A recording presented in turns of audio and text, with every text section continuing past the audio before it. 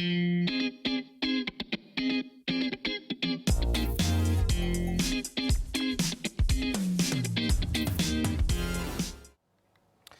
are watching Notepad. I'm your host, Ibrahim Sani. It is close to midnight here in Kuala Lumpur, but it's only 9 a.m. in Washington, 8 a.m. in Chicago, and only 6 in the morning in Los Angeles on what would be a momentous day for America. For 4 years, the world's nations around the globe has watched a very different approach by a very different American president that engages the international community differently. Alliances have been strained, agreements wiped away, tariffs erected, funding withdrawn. So here to unpack all this on how this particular US election is going to impact the global economy as well as Malaysia is Jameel Ahmad calling in from London. Jameel is the Director of Investment Strategy at NAGA. Jameel, thanks for trying to understand this situation better with us. Let's look into the US economy on election week. What is to expect from this particular election?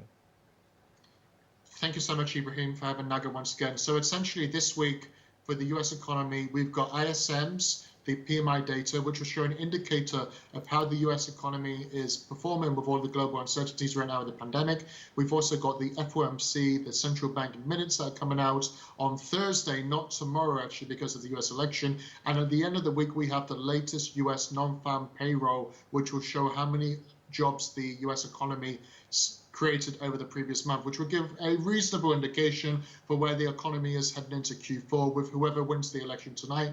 But overall, the market it's still watching data releases, but really this is the main event. We've had every single day of 2020 pretty much has been focused on the pandemic, and the pandemic has rightfully swum across the attention. But perhaps today and tomorrow will be the time where we can at least watch something a bit different. As you rightly pointed out, nobody knows what to expect. It will be different like everything else that we've noticed this year. But anyway, we've got a big main event. We've got a tremendous political event. And in fact, we've probably got an event that's happening today that could shape the world events for the next 4 to 5 years. So we can't understate how important this is, not just for economic or market matters, but also for global affairs and politically too.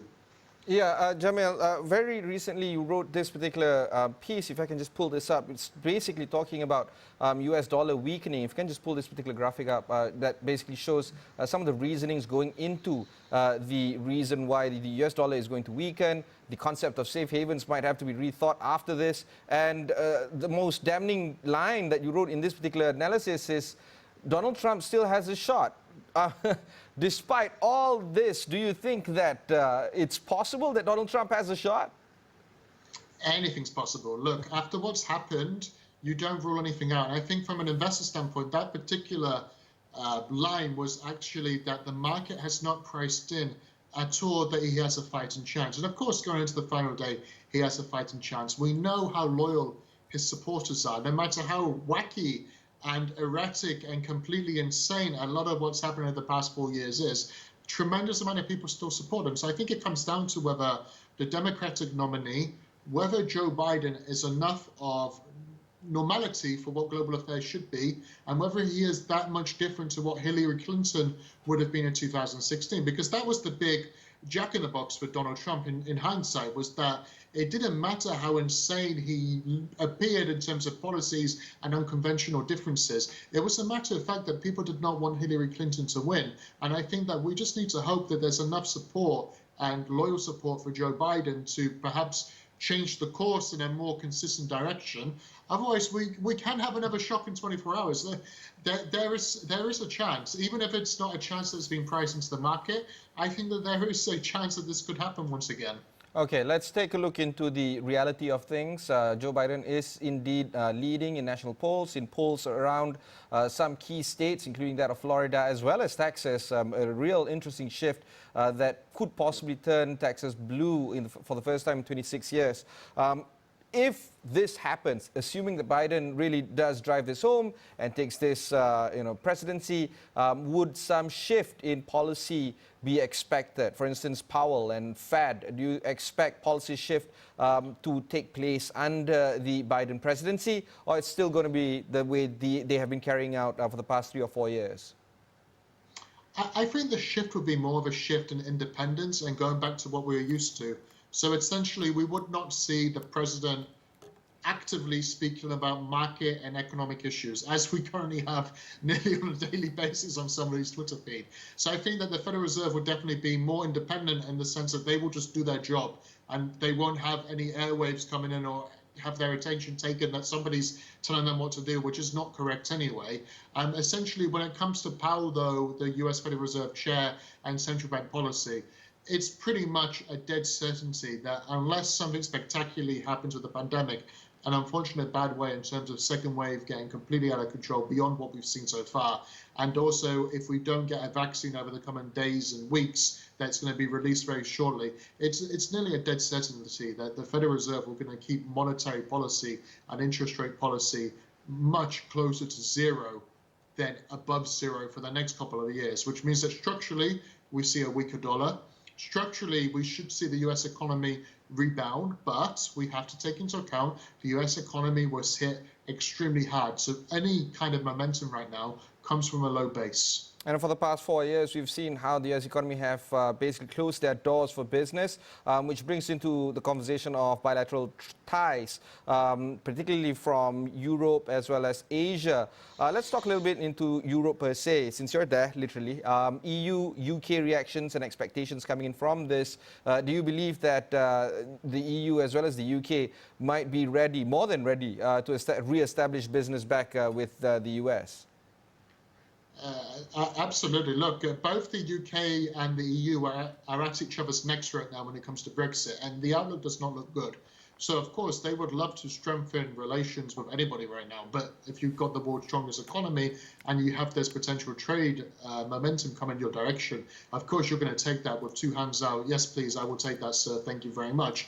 Essentially, what we're going to see is, let's talk contrarian. Let's say there's a big shock and Trump wins. This means that more likely than not, the first target of the trade aggression is actually going to be China, which means the Asian markets are going to be hit even more by that, which is quite coincidental because Asia is recovering first of the pandemic. So let's see if that switches the ball somewhat. But at the same point, I think that Biden will be quite tough on the United Kingdom because the United Kingdom's played some naughty tricks when it comes to the Brexit discussions. But Europe would benefit more from a Biden presidency because it's a bit of an unknown whether Europe could be on the crossfires of President Trump and trade negotiations over the medium term. But over the near term, Europe would appreciate Biden. I think the UK would too, but the UK might get a slap on the wrist for some of the latest tactics, even if it was gamesmanship against the Brexit bill in particular, because it was quite unusual that the US commented on what was gamesmanship and a bit of a poker face tactic from Boris Johnson and his government. Yeah, I don't know whether you are comfortable talking about this, but NATO is a big deal when it comes to Trump's presidency. He's been asking for NATO to increase support from the GDP, percentage of GDP of these many countries. We haven't heard about Biden asking or demanding more from their partners, but we also have seen how Biden has specifically said that they're going to repair relationships with Europe by way of NATO. Does this help the business community in the sense that security is now being addressed for the first time in the past 4 years, which has not been addressed in the past 4 years? I agree that it does on the landscape of things. Of course, if it means Biden's seen as the more diplomatic, the more consistently friendly when it comes to bilateral relations and somewhat more predictable in terms of at least knowing which kind of direction things are going to go. Who would have known that Trump would threaten to pull out of the UN or pull out of the WHO, the World Health Organization, and again, all of the other trends that we've seen in the past couple of years. So you never know what the left field curve might be and the curveball if President Trump does win. Perhaps he's going to promise more funding towards NATO, or he might threaten to pull NATO funding back altogether, like he's done with the WHO in recent months. Again, only time will tell. But of course, I think that the issue with Biden winning in terms of a market standpoint is what he might do or threaten towards Turkey, because Turkey's been the naughty child in the room, so to speak, when it comes to bilateral relations, because we've seen the Turkish lira has completely crashed in recent weeks and months. It's down another 30% year to date against the US dollar. But what actually hasn't happened yet is we haven't seen the sanctions imposed on Turkey for its purchase of Russian aircraft over a year or so ago. And it'd be quite interesting to see if Biden retouches the service on that, because that might then put some pressure on NATO members. Again, we're going to have fascinating moments, and this is going to be an event that could really shape the world for not only the next 5 years, and it just depends on who the outcome and the victor is. Yeah, of course. Pulling our conversation into Asia right now, we've touched a little bit on it, but trade deals and trade wars are expected to end under the Biden presidency, of which, based on my conversation with a defense specialist a few weeks ago, he was arguing that if there is a vacuum, somebody else will replace that vacuum. For instance, the WHO vacancy that might take place if Trump continues with the White House and the US leaves the WHO. It's going to be filled by China. We're looking at NATO looking for another candidacy of leadership. Who knows? You know, China might fill in the gap. All this crazy stuff is happening right now as we speak. And because of that, do you feel that China is secretly rooting for Trump to continue on his presidency in the White House? And what does this mean when it comes to the continuation of the trade wars that is currently happening between the two countries? Is this a bizarre moment where we look at China being Trump supporter at the end of the day?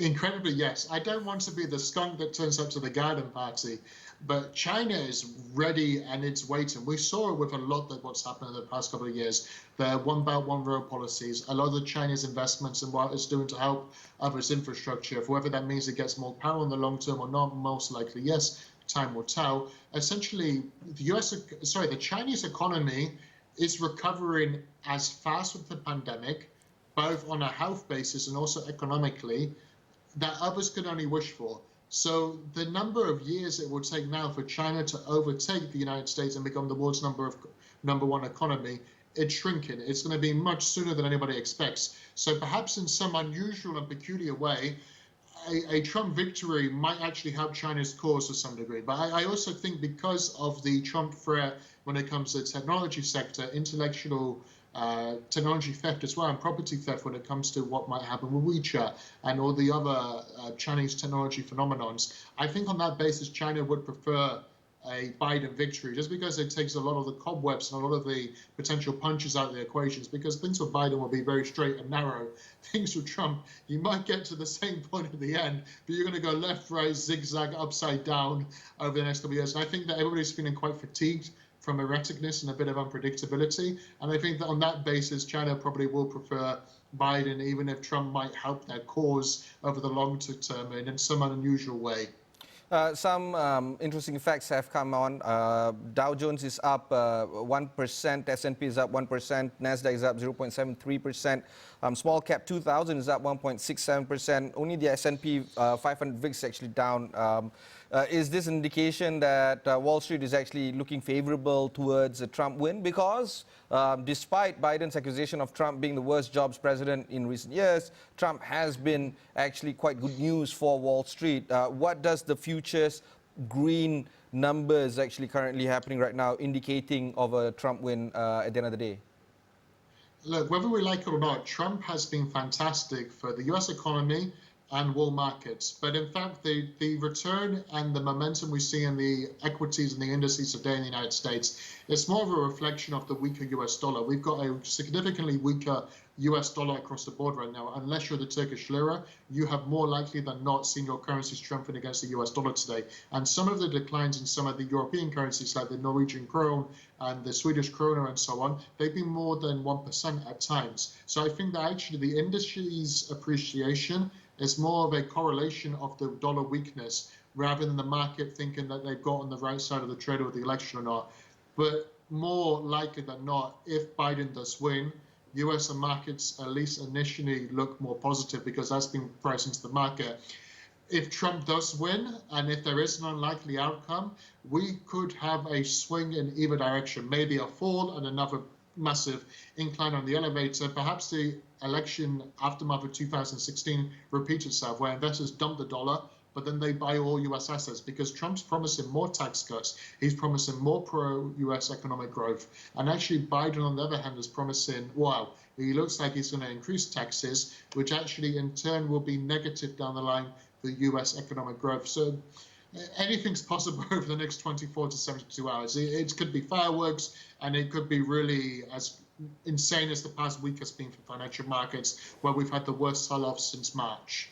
All right, we'll take a short break before we bring this conversation here back to Kuala Lumpur and back to Malaysia. Don't go anywhere, we'll be right back. you.